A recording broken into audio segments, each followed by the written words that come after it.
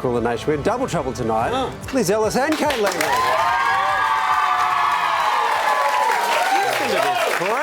Unbelievable. I actually think it's triple trouble. Why is that? Taunton. Oh, but that's just regular. That's But trouble that's here every night. So you're not trouble at all? What are you? No, he's troubled. It's very different vibe. You are the sensible person. Yeah. Good luck thank with you that. very much. All right, let's get on with the serious stuff, shall we? Today's top stories. Fresh details tonight about the investigation into Samantha Murphy's disappearance. The man charged with her murder was reportedly removed from custody last year by investigators and taken to the place where she was last seen alive. It's believed Patrick Stephenson was under heavy police guard at the time. He has denied any involvement in Samantha's disappearance, and the search for her body continues. It's highly unusual, the fact that it doesn't happen that often. Who knows what information they're going on. There's been a major fallout in Victoria over a stuff-up that allowed students to access last year's VCE exam questions early. Remember this? The entire board at the state's Curriculum Authority has been sacked after a review into the blunder. This left tens of thousands of other students disadvantaged, and it was the third year in a row there have been serious exam issues. It was a minor error with major implications. And we're doing everything we can to make sure this never occurs again. Wow. Donald Trump has Aussie pharma in his sights. The US president today flagged he intends to impose tariffs on medicines made overseas. This is a problem for Australia. We export around $1.6 billion of pharmaceuticals and healthcare products to the US annually. Trump told reporters the tariff could be as high as 25%. I have a timeline, not too distant future. We're doing it because we want to make our own drugs. And I'll let you figure out what that I know what means. he meant, but it sounded funny. How's that worked out with them with the Oxy? With the Yeah. Oxy, they're in problems, aren't they? Let's not have too much drug chat just yet. Anthony Albanese has come to the defence of an Aussie cafe owner in Canada who's been ordered to remove $9,000 worth of Vegemite from his shelves. The dual citizen has been serving up Vegemite treats and selling the iconic spread for 5 years. Canadian authorities say the Vegemite doesn't meet health regulations. But our PM says it's an odd move given they let Marmite in. I stand with the Aussie cafe owner. I can confirm here today that I am pro-Vegemite. Controversial, Albanese. This is like, as a politician, what a gift I know. that Yes. is. They're coming after Vegemite. Yeah. Like, so happy to be able to defend that.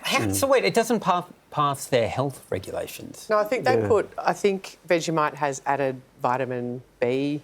Which I Pick didn't a know because number. I thought that was just naturally in the yeast. No, but apparently they put extra vitamin B in it, which is, great for all of us. Look at us. We are the picture of health eating Vegemite as kids. Yeah. And so the Canadians, they've got laws around what... They've got laws? I know, can you believe it? I can't believe That's it either, Kate, when I read insanity. it. It's such insanity. And these laws say that you've got to be careful about what you put in your food. Yeah, so well, there you go. That's fair, but I like the idea that Canada's saying, no, we want fewer vitamins. No one should We don't be allowed want the vitamins. Also, what madness to have $9,000 worth of Vegemite. Yeah.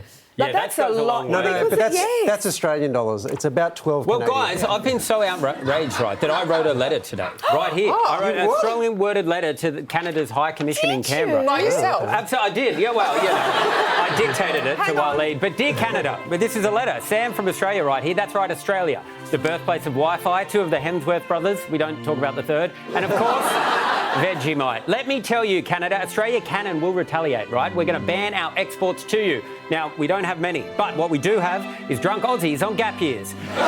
Good luck staffing your precious Whistler ski fields now, huh? Where else will you find staff that don't work hard, get blackout drunk and vomit in ski lodge urinals? Good luck. And sorry to burst your buble, but we're not going to listen to him at Christmas time. Yeah, we don't need him. I found this William Shatner Christmas album called Shatner Claus. I mean, and I think that's more Australian. Shatner Claus sounds like what happens after you eat too many bad prawns at Christmas. Is Shatner Canadian? I don't know where he's from, but we're having him. I thought your country loved Vegemite, Canada. Look, here's your old Prime Minister enjoying a faceful. Trudeau. More like Trudeau. All right, Trudeau. Good, we're going to win this fight. We're tougher people. For example, our national animal is the kangaroo and yours is the hilariously named beaver. We eat our kangaroos. I'd love to see you guys eat beaver. Hang on. Sorry. We all make mistakes. Look, sure, we have a strong relationship, Canada, but our bonds with the US are stronger. I don't know if the term AUKUS means anything to you, but if you don't back down, we fully endorse Trump making you their 51st state. And if you don't, we'll tell our Commonwealth daddy. Yours in faith. Oh, you have to sign it.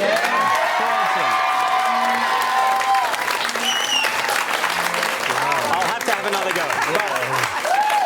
Take that. Well, it played well to this Australian audience. That's very good. They loved it. Now, Sam, I have an update. Has there been an about face? No, we'll see. So, Sam, you sent this letter to Canada's High Commission. I gave it to a producer to send, yes. They have responded. Really? What did they say? This is real. They say, quote, we recognise the importance of Vegemite to Australians and are looking into this issue. And then you know what? And then that's all they said. But you're making a difference, Sam. Guys, vote for me on election day. I'm actually running for Prime Minister now. Oh, right. There you go. All right, after a break. See you soon.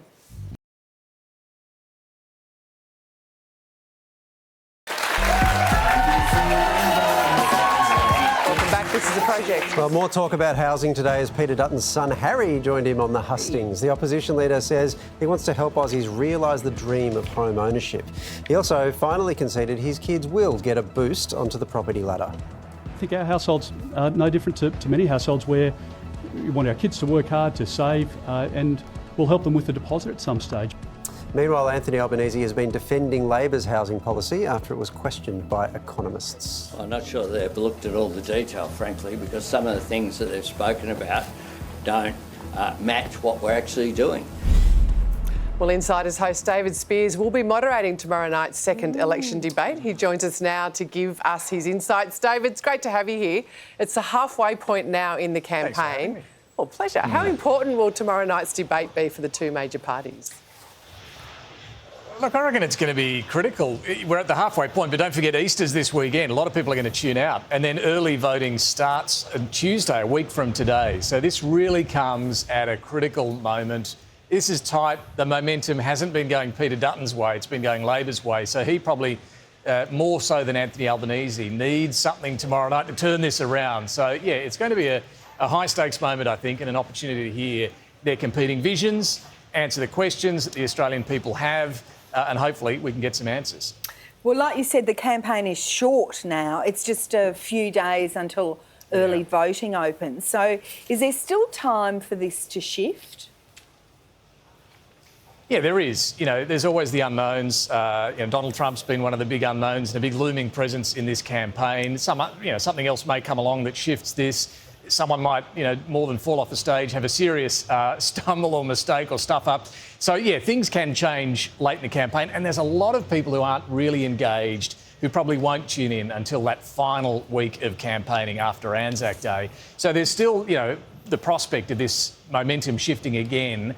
But right now, it looks like we're heading towards either a minority Labor government or even a majority Labor government.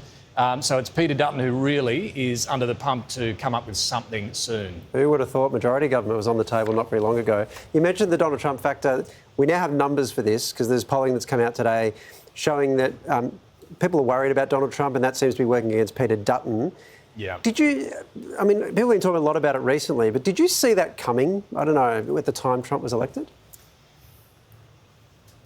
Look, it's a good question, Waleed. I think, there were always dangers with an uncertainty around Donald Trump, even back then. But look, you're right to point to that because it was a different vibe, right? When he was first elected, Conservatives here in Australia were cheering. And even when he took office back in late January, Peter Dutton called him shrewd, said he was a man of big ideas and so on. And it didn't take long before we started to see Trump do things like that meeting with Volodymyr Zelensky, the Ukrainian president, that just left the world aghast, particularly allies of the US, then whacking all these tariffs on friends and allies like Australia. The mood's completely shifted. I mean, that poll told us today what most of us already know. Trump here is very unpopular and it's hurting Peter Dutton and the Conservative side more than Labor because there is this view that they're, more similar than perhaps Anthony Albanese and Donald Trump. So it's been a problem and he's trying to put some distance between himself and Donald Trump where he can. And to be fair, he doesn't agree with them on things like tariffs or Ukraine and stuff like that. But He does want to cut the public service. He has appointed a shadow minister for government efficiency. There are Trumpy things that he's done, and that's been a problem. Dutton's son Harry joined him on the campaign trail. Now, I don't know why anyone brings their kids to work. No one likes it. The kids don't like it. The people around don't like it. Is this a winning strategy? Do you think, would you ever bring your kids along to help you moderate the debate, for example? Oh, geez, there's an idea. I did have one of my kids suggest a question for me for the debate, which was, what's your favourite colour? That's a great question. That question in. It's a really good question. No, look, I have enormous sympathy for the kids of politicians. You know, there's an old saying that the politicians are the volunteers, their family members are the conscripts. They don't get a choice, but they're thrust into the spotlight. Now, normally they're off limits, and I think a lot of the media, as well as both sides of politics, don't bring their kids into it. But when you bring your own kid onto the campaign trail, that changes things a bit. We saw Harry yesterday even taking a question at the press conference about he talked about his struggles as a 20-year-old to save up for a house. Turns out, yes, Mum and Dad are going to help. You'd expect that, but yeah, that was a bit of a problem. David, good luck tomorrow night, kids or no kids, and thanks for your time. Favourite colour? Good question. Yeah. Although it's obvious. Labels say red and yeah. Oh, yeah, they're Seems boring like a good politicians, question, aren't they? Yeah, they are. All right, the story that Sam's been waiting for. Experts believe how you save your partner's name in your phone can say a lot about your relationship. Apparently those who feel insecure in their relationship are often likely to choose a nickname or something cute like wifey or babe. Oh, no. It shows that they want the relationship to be seen. Those who simply save their partner's full name are just not into displaying affection that way. No. Or they're old like me, because I met my husband before mobile phones. So by the time it came to put his number and name into my mobile phone, we've been together for 100 years. I just put Matthew Stocks, that was it. Wait, his full name? Yeah, his full name. What? Yeah. That's crazy. Do you guys shake hands when you get home? What? You know you can edit it at any time and put an eggplant emoji next to it. Something just spice it up a bit. Hell yeah. Imagine if you think I'd lost my mind. I think the menopause stuff was really going off and put an eggplant emoji. I got a thrill because I saw in my husband's phone years ago that I was saved as AAA wife, and I was like, oh my goodness, I'm a AAA wife. Yeah. And then I was so thrilled by it, and he goes, that's just so alphabetically you come up first. But that's beautiful because he wants you to come up first because you're the person he wants to speak to the most. It's better than Aardvark. Also, I also love Pete, and I'm defending him. Good on you, Pete. Yeah. All right. Oh dear, time for a break. More Project after this.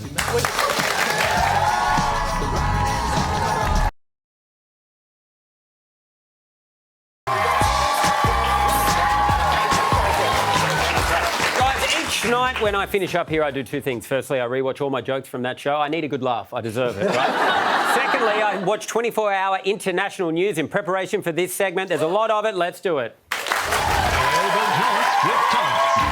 First to Washington, where VP J.D. Vance ran into some trophy trouble. The Ohio State football team is at the White House today celebrating the Buckeyes' national championship big win. Deal. Every big deal. J.D.'s got the trophy there. Lift it up, mate. You've got this. Oh, no. Oh, no. Puts it back in. Maybe if it was a couch, he would have been more gentle and caring. Anyway, let's stay while he's looking at me with a bad grin. Because tariffs weren't the only big move that Trump's made recently. And President Trump does too. He's making showers great again, signing an executive order this week. He's rolling back the Obama-Biden era restrictions on water pressure in shower heads. In my case, I like to take a nice shower to take care of my beautiful hair. Oh, I'm going to need a high-pressure shower to get that image out of my brain. Good news. There's a gross new way to become a millionaire. NASA's offering $3 million to anyone who can figure out a way of recycling astronauts' feces, urine, and vomit on the moon. There are currently, get this, 96 bags of human waste left by astronauts. And do you know what? I know she was only in space for 11 minutes, but Katy Perry is responsible for 13 of those bags. Crazy. I know, so I'll tell you who you don't want handling those bags. Disaster. Now, call off the search, guys. We have found the world's most annoying colleague. he kept an unusual workplace memento. This is the board shrine. An exhaustive list of every time someone at the office flubbed a phrase. More than 2,200 entries, some off by a single word. I heard it through the grapefruit. I don't want to be a dead horse. Too many cooks in the soup. Well, I mean, that's crazy, Waleed. His list of colleagues misspeaking is bigger than yours, Yeah, isn't that crazy? Now, Well, because you have filled 10 whiteboards single-handedly. Yeah. He had to get a second house to fit it all in. Now to a completely ridiculous story, followed by the most deadly serious reporter on planet Earth. Look at this guy. Yep, those are 4 horses inside the Baker Walmart walking right obviously by the crazy. cashier. News 2's David Hamilton talked to one of the men on horseback and asked them, what were you thinking? Michael, I spoke to the rider who says he and his friends were just having fun, or as many of you on social media have said, horsing around. Wow, the flair, horsing around. It's like, what's going on with that guy? It's crazy that in a story about guys riding horses through Walmart, he is still the weirdest thing about that. Finally, to Canada, guys, where there's a community under siege. It's serious. Residents and pedestrians on this Waterloo, Ontario street have been harassed for weeks by a pair of Canadian geese. We can't even leave our house. It's crazy. He's flying at everyone. Old people, kids, us. We're running up the stairs and the croissants are flying. And then the geese started eating them. Like this one girl fell into a bush. She was running and then boom, the goose nailed her in the head. It's scary, but honestly, you know, geese are geese. I reckon they're just kind of maybe doing this. Horsing around. Yeah, there you go. That was, guys. That was the international news. Yeah. All right, you're watching The Project. Back soon.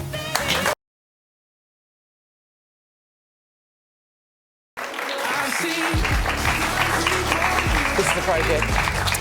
Right now, one of the biggest adoption scandals in history is unravelling. Caught up at least 200,000 babies shipped across the globe since the 1950s, with thousands ending up here in Australia. Many were stolen from their birth mothers, and all now want answers and justice. A warning, this story discusses self-harm. What I know about who I am and where I come from, is a difficult question to answer.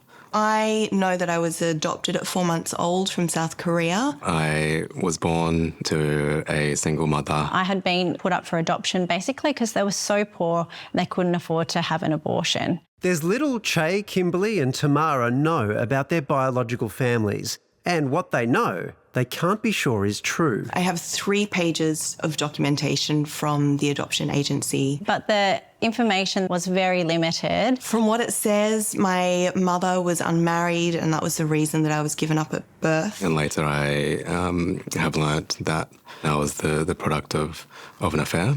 It calls into question anything that I do know about myself or where I came from. It's becoming harder to hold on to what's in those documents as potentially being fact or truth. That's what I believed for quite a while, probably another 20 years before I found there was more to the story. They were one of 3,600 South Korean babies sent to Australia in the decades after the Civil War, adopted from one of the country's largest adoption agencies, Eastern Social Welfare Society. Some say they were sent abroad like luggage. To think of the families that had children stolen, to think of the adoptees who have suffered so much because they carry this deep, deep grief because they weren't perhaps relinquished or orphaned as they were told that they were, is, I think, the most tragic thing for me.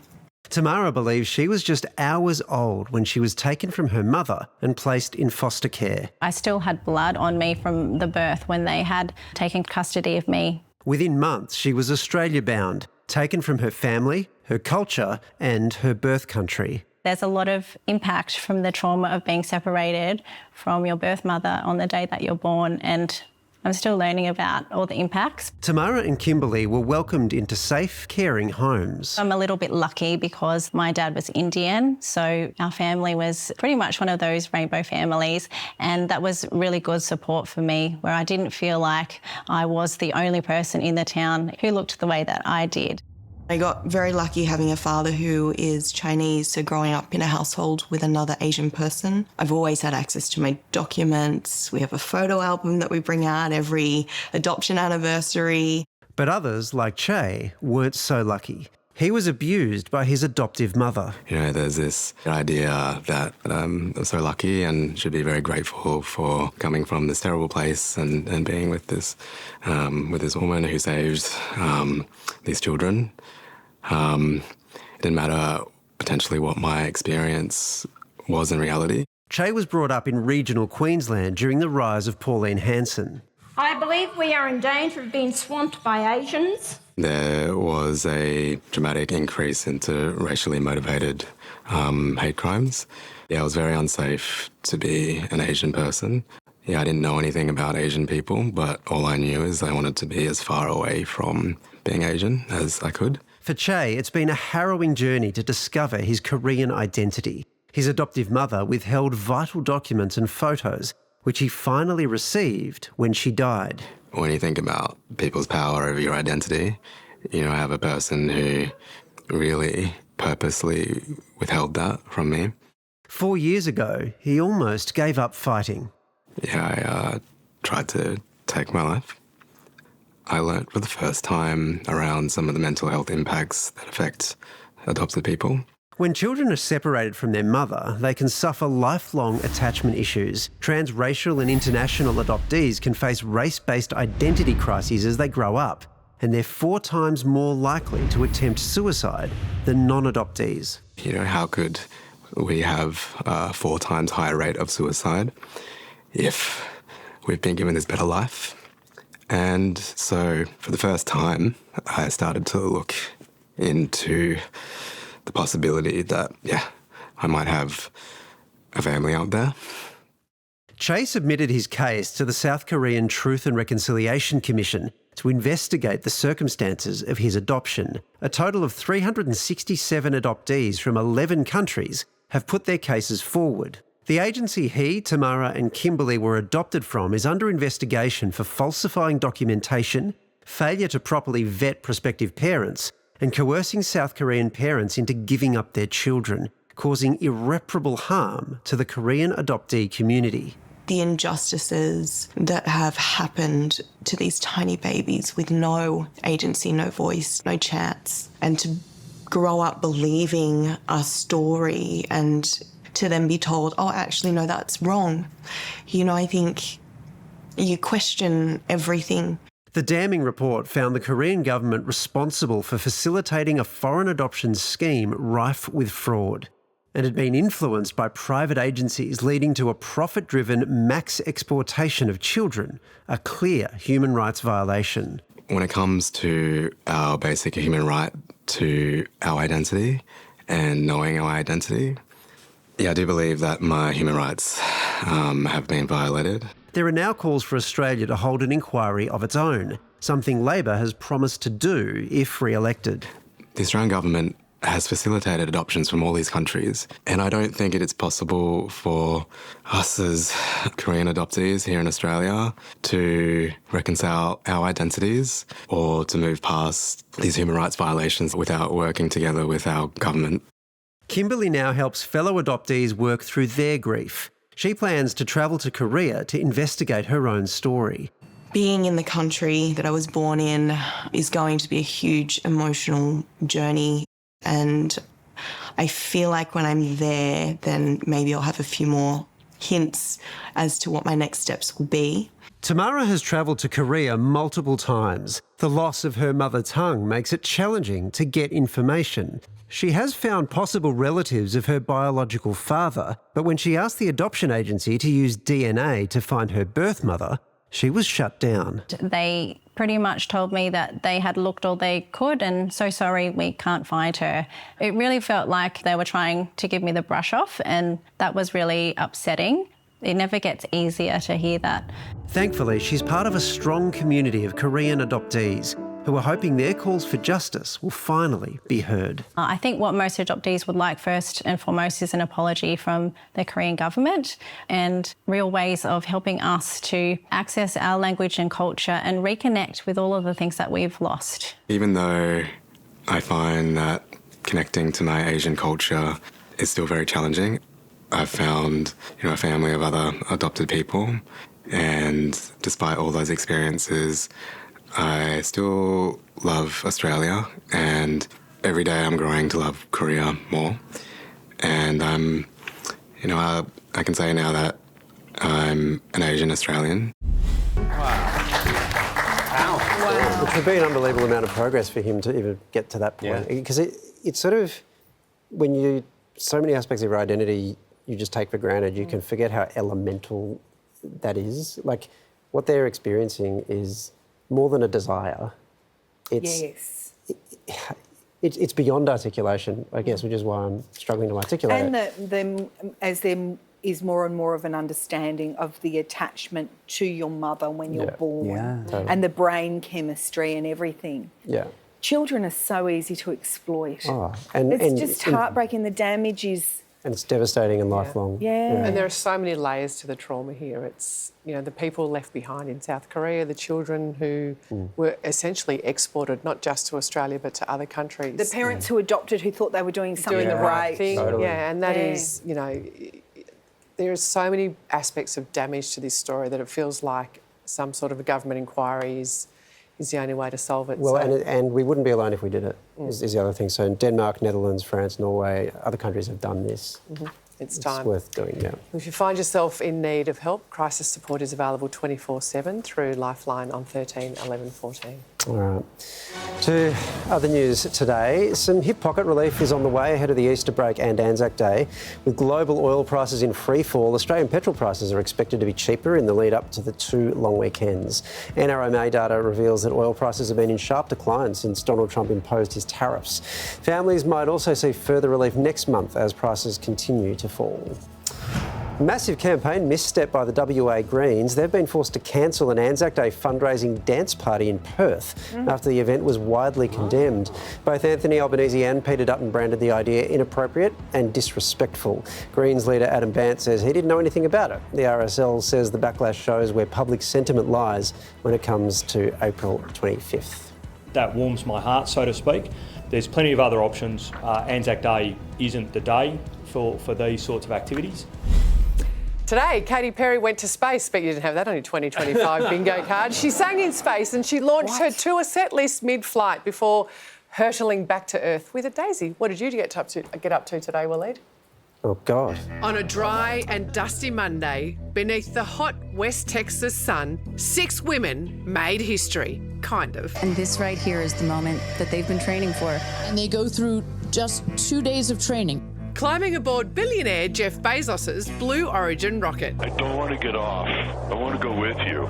The first all-female crew to go into space since 1963. Pop star Katy Perry was joined by morning TV host and Oprah's bestie, Gayle King, as well as Bezos' fiancée, Lauren Sanchez, who organised the trip. Welcome to space, ladies, or shall I say, astronauts. Also aboard, former NASA rocket scientist Aisha Bowe, civil rights activist Amanda Nguyen, and film producer Kerry Ann Flynn. 2, 1, ignition. I'll say it. I don't feel right about that space trip. Are Botox and filler chill in space? I think Gayle King feels it too. Something's fishy. But despite the internet and Gayle's concern, the celebs hurtled off without a hitch. The 11-minute fully automated flight shooting the women more than 100 kilometres above Earth to the fringes of space, where they experienced 4 minutes of weightlessness. Katy Perry, bro, did she just go to space to promote her tour set list? I kind of respect the hustle. Katy Perry did say that she was going to sing in space. I'm waiting for it. Katy Perry, man, making the most out of her time in space for real. Back on Earth, the Kardashians were on hand to offer their space exploration expertise. So this is a really unique experience. Oprah Winfrey had us worried Gayle wasn't going to make it back, and Bezos fell in a hole. The women's reflections on their space quest. It's about making space for future women. This is all for the benefit of Earth. Do better, be better human beings. If I didn't come back, that would be a bummer for me. The internet's reflections were also profound. This is beyond parody. That you care about Mother Earth. Let's just call this what it is. It's an ego boost. It's a billionaire bucket list item. The cosmic trip, one small step for women. Dream big, wish for the stars, and one day you could maybe be amongst them. One giant leap for... What are we doing? Why are we doing this? Katie, go and do a bungee jump or something. Are you trying to tell me that 6 bitches went in space this morning? Yeah! I love it. It's so funny. What do you love about it? It's like, this is like, I don't know, it just feels like the end of society, don't you think? It's like, I don't know, there's something about it where I'm like, we're sending Katy Perry to space. It's like, have we run out of things to do? Like, don't poo-poo it. These guys have been liberated now. This is what's happened as a result of the... Wow. Yeah, well we done. liberated on the day humanity jumped the shark. How do you feel about the whole feminist angle on it? Well, it's a rich women's. Yeah. You know, it's a vanity project, which is, there's nothing wrong with that, but they've turned space into a Birkin bag. Right. So really, if you're rich enough or you're married to someone rich enough, you can do this. And I do think it would be a feminist sort of statement if women built the rocket and did everything else about it. Okay. They just got in. They just got in. Well, you know, I got offered a trip to Toowoomba recently, so we're all going places.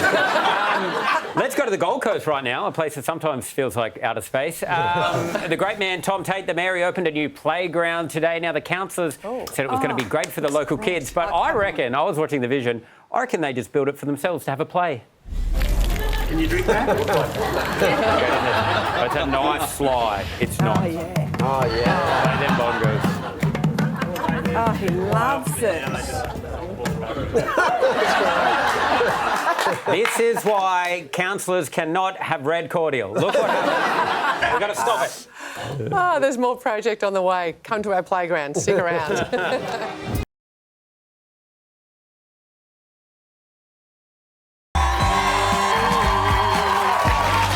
Welcome to our little program. Our next guest is a very funny Brit who left school with a solid grasp on mathematics. Pythagoras theorem. Do you remember that? Pythagoras theorem. Do you remember that? Do you remember that? Stockatoa. Do you remember that? Stockatoa. Stockatoa. Stockatoa. It's a thing. I'm not just having a stroke. Stockatoa. Stockatoa means sine equals opposite over hypotenuse. Cosine equals adjacent over hypotenuse. I mean, now, as an adult, looking back, it would have been nice, wouldn't it, if they spent maybe half an hour or even just like 10 minutes, really, just 10 minutes going, this is a pension scheme.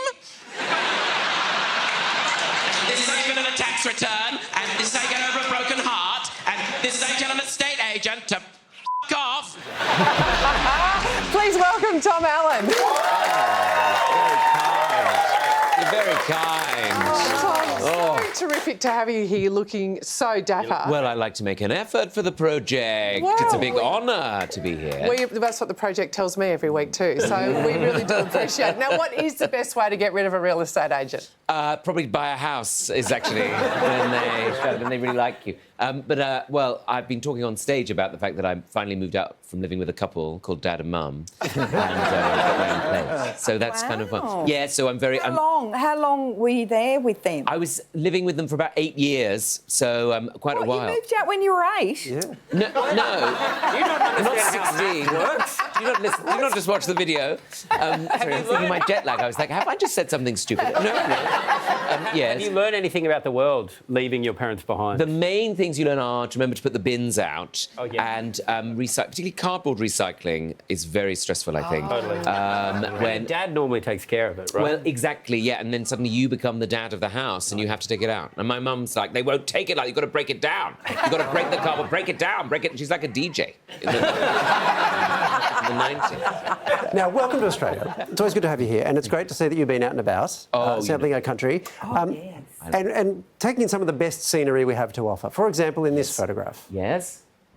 Oh, you found it! That is my trip to Port Noarlunga in South Australia, where Auntie Pearl lives. So I was out there seeing the family. Is that road the best that Port Noarlunga has? That was the place that I remember to say, take a picture, take a picture. I've got to let people know I'm here. I think, as well, it's important to do something for body positivity, isn't it? And whose body positivity was it for? Yours or other people's? Definitely not mine, and I don't think any... The thing is, it was right in front of a brunch place there, so it was right... Like, people were looking out over me as they were having their brunch, so I don't know how much it pleased them. But because you've been here quite a lot. Well, I have. I've been very blessed like that. It's very beautiful, very beautiful. And so what else do you get up to when you're in Australia? Well, I mainly hang out with my Auntie Pearl, as I say, who lives in Adelaide, and all the family there, who are great fun, and we... they're very lovely. They describe everything as beautiful. Is that a very Australian thing? Yeah. Everything's like beautiful. And they'll be like, oh, they're a beautiful person. Oh. And at first I thought that's really shallow just to think of somebody being... Then you meet the person and you go, they're not that beautiful. and then you realise it's actually them, it's them being, like, they're beautiful people inside and out. But everything's beautiful. Yeah. Beautiful party. Went to a party, it was beautiful. Do you think... And I do a lot of platters. A lot. Is that a very Australian thing? Platter, yeah. Beautiful. Love to do a platter. It's not enough. Beautiful platter. Beautiful. Some beautiful cheeses from South Australia. Do you think? I mean, people often talk about the similarities between Australians and Brits. Do you think that we're similar, or do you think we're quite different? Oh, I think we're quite similar. I think we're quite similar. I think we've got the same sort of cynical sense of humour, really, and the same sort of outlook on things. And I mean, it's just the difference is everything here is beautiful. He's one of us. Whereas at home, people don't like to say, oh, if something's beautiful, they don't like that. They tend to be like, oh, it's awful, absolutely awful. Like tend to lean into the more negative side of things. Well, hence the expression whinging pom. We are the whinging poms. Exactly that. Exactly. We love to whinge. We love to moan about things, because then you can only be pleasantly surprised. Yes, and we love to laugh at your whinging. So, that's kind of you to say. I know. I laugh at lots of things. But, Tom, your show mentions the protocol of having people with children over for dinner. Oh, now, yes. I've got 2 younger children. I was a late starter. But I've got 2 young children. Can you tell me what the protocols might be, please? Well, I don't know about protocols. I've got friends who bring their kids round. When I invite them round for dinner, and then they turn up with the kids. Right. And then the toddler comes running and starts touching the walls. And then I'm like... And they go, she's bored, have you got anything for her to do? Have you got any colouring in? Things like that. And I go, well, of course I haven't got any colouring in. I'm a 41-year-old gay man. I think she could fill in the paintwork she just chipped off in the hallway. Something like that. I guess that's a form of colouring in, isn't it? And you can't really offer them wine. And you can't offer them wine. So, yeah, I try and talk about all these things that have made me a grown-up in my show. So I hope I cover those things. I mean, have you got well-behaved children? No. Because I always feel like I was made to be well-behaved by my parents. If we were going to someone's house, they'd tell me off in advance. Yeah, of course. Not like now. Now you can do whatever you want, never get told off. Back then, you'd be told off in advance in the car, so that you were in credit, basically, when you walked into the house. Exactly. Do you know what I mean? So, like, don't you dare show. No one likes a show off. Don't you dare show off. And look how that worked out for them. The end result was you're a beautiful child. Beautiful family. Tom's show completely is at the Melbourne Comedy Festival. He's heading all around Australia. Ticket details are on our website. Would you please thank Tom Allen? Thanks. Perth, Brisbane, Sydney. Can't wait. People kept sending me messages on social media saying, I can't wait to see you live. But, of course, written down that says, I can't wait to see you live. What do they know that I don't? Anyway, so I'm here now. I hope you're happy. You're watching The Project. Back after this.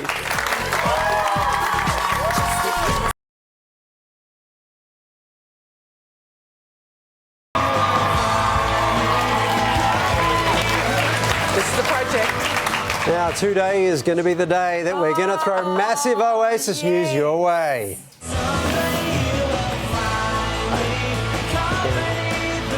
This week on The Project, are you the ultimate Oasis fan? Before they land in Australia for their stadium tour, we're giving you and a friend the chance to see the Gallagher brothers in London or Manchester. All you have to do is watch The Project, grab the code word and enter at 10play.com.au/win.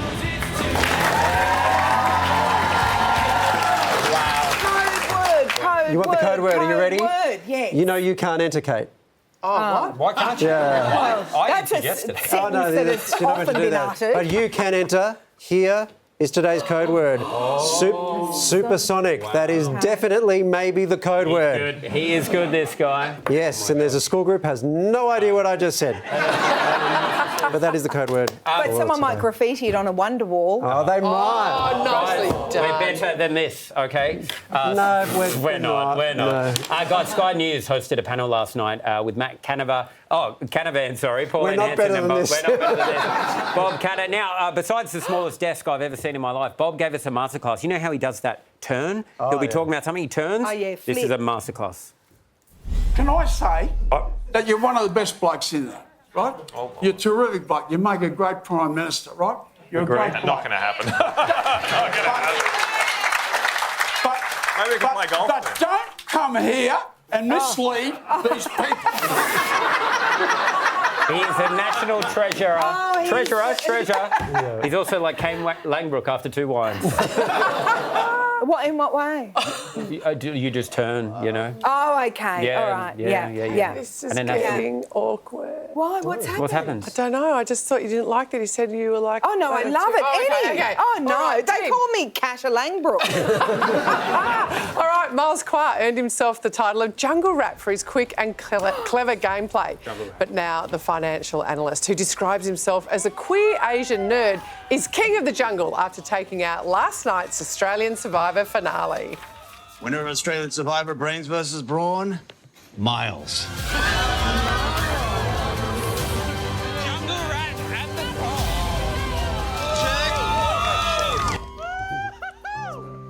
I am sole survivor of season 10, Brains versus Brawn. Miles, the Giga Brain, the master manipulator, the jungle rat. Please welcome your sole survivor, Miles Qua.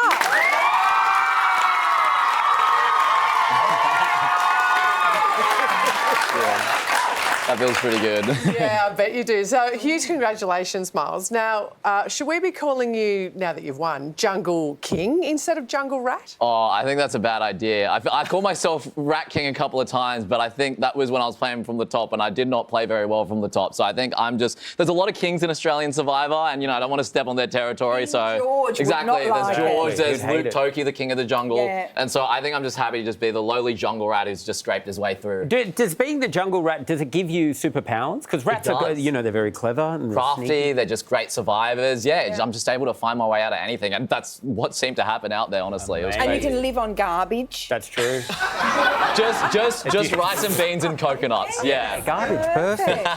Because you were almost given the boot in Ep 2. Yeah. And yet you seem to thrive at the bottom, whereas a lot of people would have faltered, and you actually built your way. You were very humble about it and sly. Yeah, thank you. I think it's an attitude thing. I was really happy to be there. I was just having a great time out there.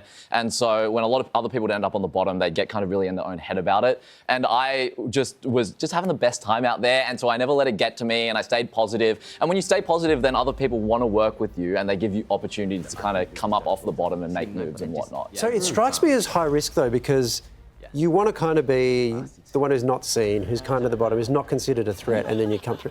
But how hard is it not to get that wrong and end up just out of the show? Yeah, it's definitely really hard, and it's not something that you would do voluntarily, but unfortunately I had no other option because I just kept on ending up there, right? Yeah. Like, if I could have chosen, I wouldn't have played the whole game from the bottom of the tribe, but that was where I ended up, and it just turned out that I played really well from there. Well, you've said before you didn't go in expecting to win. So if you're going with low expectations, does that allow you some freedom to play how you want and some confidence to play how you want? Yeah, definitely. I think almost getting voted out second, I had to be mentally prepared to be an early boot. And then from then on, I was just playing on with house money. And so when it came to make really big, risky decisions, like at Final 8, we almost went to Rocks, which is a random chance draw. I was ripping and ready to go to that because I didn't care about getting voted out. I already done everything that I wanted. I was just happy to be there. So the secret to success is play with other people's money. Yeah. Yes, okay, exactly. I like this. Speaking of which, you're a financial analyst. Yeah. Are you going back to that with your 500K? So I'm not really sure. So obviously this has been pretty life-changing and amazing for me. So it's kind of just going to be taking it one day at a time and figuring out what I want to do from here. Yeah, don't you have to come up with a boring investment plan? Isn't that the way these things work now? Yes. Oh, I can. I've spent the last 6 months preparing a boring investment plan. Don't worry. Excellent. But I'm not going to bring that up here because it's boring. Oh, but we'd cleared out an hour for the. Just very quickly, you sweet talk the jury very well. Thank you. The Prime Minister and the opposition are about to have a debate. Do you have any quick tips for them? Very quick. Be self-aware, I think, is a big thing. Understand how people perceive you and then play into how they perceive you to make your points the way you need. Have you ever met our politicians? They do none of those things. Yeah, well, they can learn some tips. Well, Miles, you are an absolute winner. Thank you so much for joining us. Congratulations again. Please thank Miles Clark. That is it from us tonight. Let's thank Liz Ellis, Kate Langford.